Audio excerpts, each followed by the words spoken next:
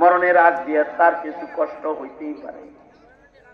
ওলি বুজুর্গ তার মরণের আগ দিয়েও কিছু কষ্ট হইতেই পারে।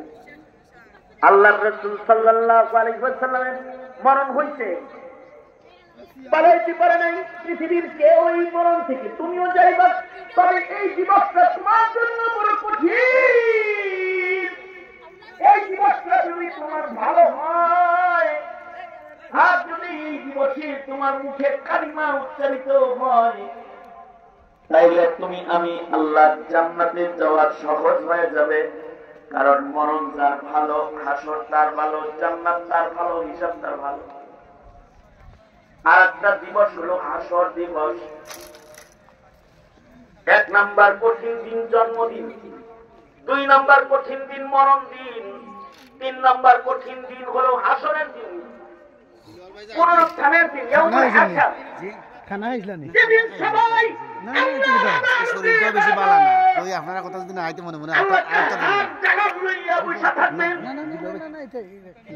সকল মানুষগুলো উলঙ্গ হয়ে আল্লাহর আদালতে দাঁড়াবে, গায়ে কোনো পোশাক থাকবে না। আল্লাহ তাআলা সকলকে আল্লাহর আদালতে দাঁড় করায়। পরিস্থিতি এমন কঠিন হবে, কাহার জালাল আকৃতি লইয়া আল্লাহ তাআলা পয়সা ধমকি দিবে। লিমানিল মুলকুল ইয়াউম, মাথার আধা হাত উপরে সূর্য থাকবে, পায়ের নিচের জমিন তামা হয়ে যাবে।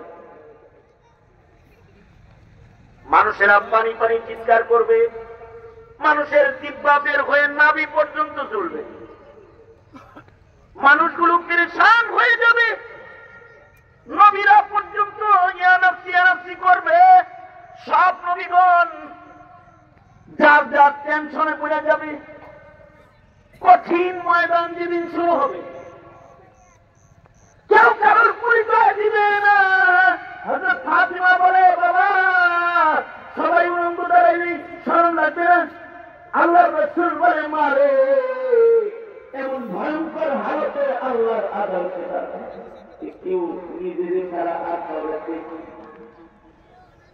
কারো দিকে তাকানোর মতো দৃষ্টি থাকবে না। একটু আল্লাহ